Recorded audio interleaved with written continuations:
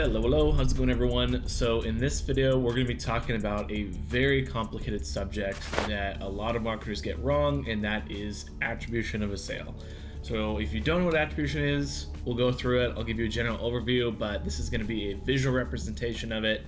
And this is just, like I said, the biggest problem in marketing, and very hard to keep this in a very short form video. So I'm going to do my best, but the answer to how we solve this problem is answered all across, our channel as well as on CProGrowth. To give you the answer right away so you're not waiting, focusing on P&Ls and looking at your actual business metrics that aren't affected by attribution. So anyways, let's go into this and let's look and see what attribution is and then how we would like to work around it. So I'll keep that pretty brief. But anyway, so attribution of a sale. So whenever someone interacts with an ad or looks you up or whatever the case is, they do something in relation to your business, they go through this journey and then eventually convert on this side over here. So let me actually add this to make it a little bit more simpler. So over here, they convert, right? So big deal, they convert on a lead form, on a purchase, on anything, right? Anything that is reaching your goal that you want to achieve for your business that you have the algorithms set to, or that the media buyers or the company is optimizing for, right? So we'll just call it a conversion. And so what happens is people will go through and they'll reach different platforms. So this is just a random example of different touch points that could happen.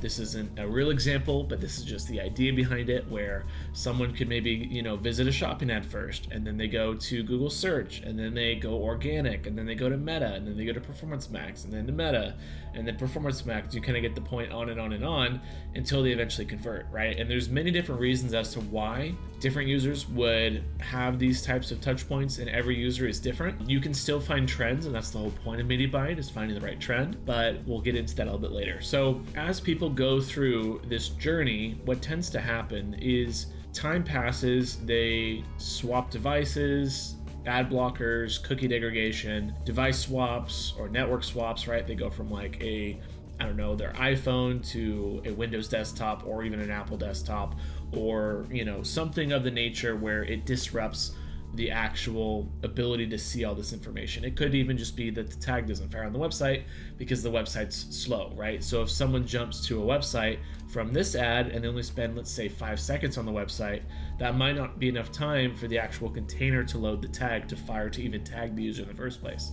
So it makes this campaign then the next one that they maybe spend 10 seconds on or 20 seconds on as the first touch point, when the reality is this campaign was actually the first touch point. So there's a lot of missed information that happens, and the reason why it is a little bit harder to be in a scenario where you're trying to figure out, okay, where do I want to scale? The obvious answer is you want to scale this one up here, right? You want to scale the first interaction of the conversion, right? You want to figure out, where do the user come from? Where do they click on first? Because that's the top of funnel. As you go further down this pathway, though, what tends to happen is when they convert, you've lost this data, all this data, pretty much everything here you have lost, or there's a higher probability that you will lose it versus all of this data over here. And the reason why this data over here tends to be more accurate in terms of it being reported versus this data not being reported is because it's closer to the interaction of them converting, right? So it's very easy for the algorithm to attribute, let's say they click on this ad and then during that session they convert. This ad is going to then look amazing in the algorithm's eyes, in your eyes, in the eyes of attribution. And so what a lot of bad marketers will do is they look at ROAS and they will just scale the campaign that has the most push into it. And so this is only due to the fact that attribution is allowing this, or the loss of attribution is not attributing previous data and it's more easily attributing recent data. So when people scale the last interaction, this didn't drive the sale, this just captured the sale at the end of this whole entire buyer journey. And so what you really want to do, obvious answer when I just said earlier, is you want to scale as close up or where you can first on the top of funnel, right? That's your goal. You want to scale on the top of funnel first in order to drive more traffic to the rest of the business, right? That's going to be what leads into all these other interactions and, patterns that you see. Now, every user is different. So what I mean by that is that every single user is going on their own journey, right? So this user went on this journey. You might have a different user go on, let's say, instead of these over here, they now go and this is their journey, right? This is a different user. So as media buyers, we find patterns. And if you don't have a media buyer that's finding patterns, it's a problem because your goal is to locate what is impacting your P&Ls the most and not just trusting the last interaction that you're seeing over here, right? And so we want to figure out, okay, what is the most common pattern for people to first interact with our brand and then have that translate over to back-end total sales. Now, the other factor that's very, very important whenever we're looking at scaling, let's say we scale this one over here and we say, okay, Meta is, amazing, and that's the first click, and we really think that's the case.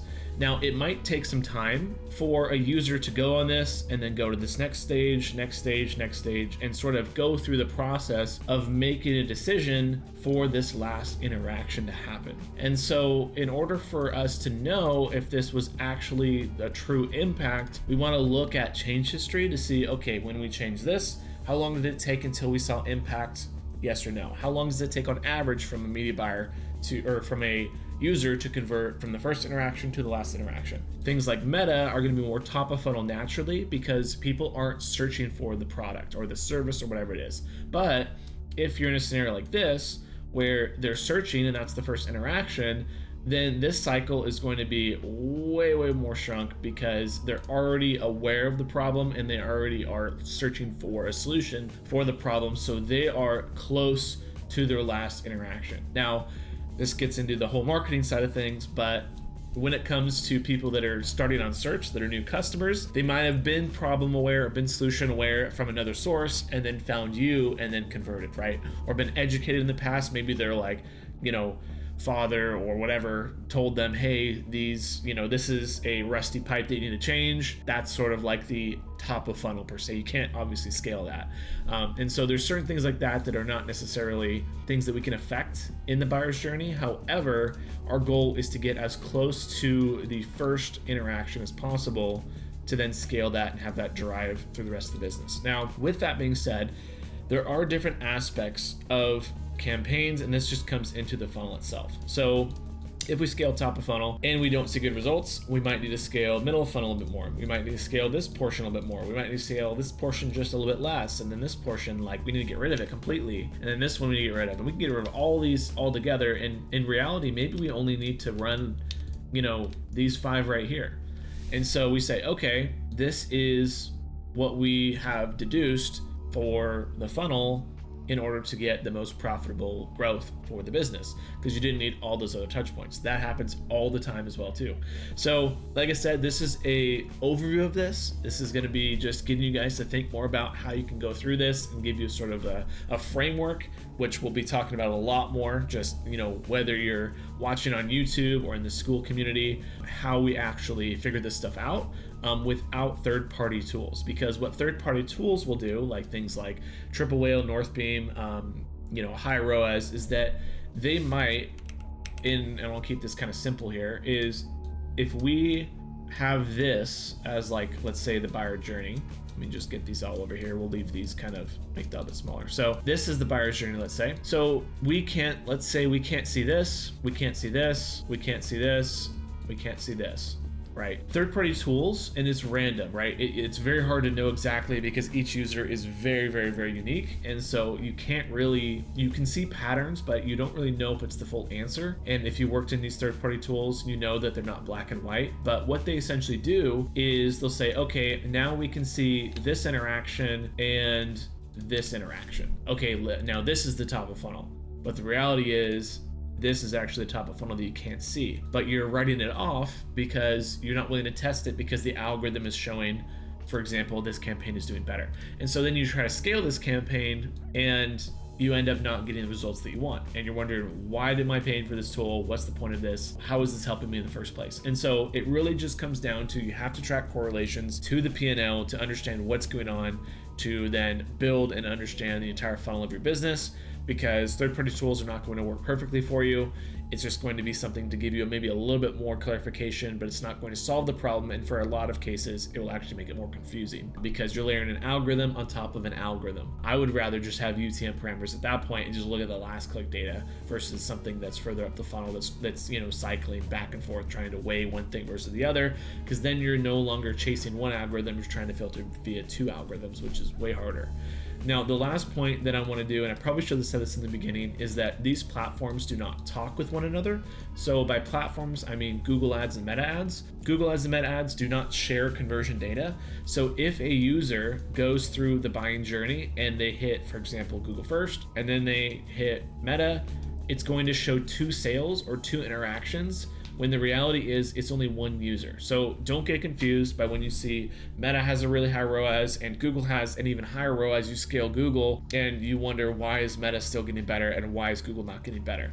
That could just be part of the buyer journey where Meta was actually maybe the driving factor and Google might have been, the secondary towards that. This is all media buying is in a nutshell. Like I said, this is the beginning, if you have not heard of attribution, of your journey towards understanding the chaos that happens all the time inside of these funnels, and it's just getting crazier and crazier with the Andromeda update. If you haven't seen that, watch that video. It gets insane. And if you don't believe any of this whatsoever, we have another YouTube channel that'll be in the description, CProGrowth, where we actually show you and prove to you what we're finding in accounts and how we actually know this is working versus not. And that will pretty much blow a lot of people's minds, because at the end of the day, things that the platform says, like Google and Meta, are not true. The only true numbers are going to be the back end of your business or your P&L, top line numbers, whatever you want to call it. And that is the be all end all. And that is what you should be optimizing for, not ROAS, because you run into optimizing towards that last click like I was just talking about. So anyways, hope you liked this video and it was more in depth. I think this is a really good starting point for a lot of marketers that are not as familiar with this side of the equation,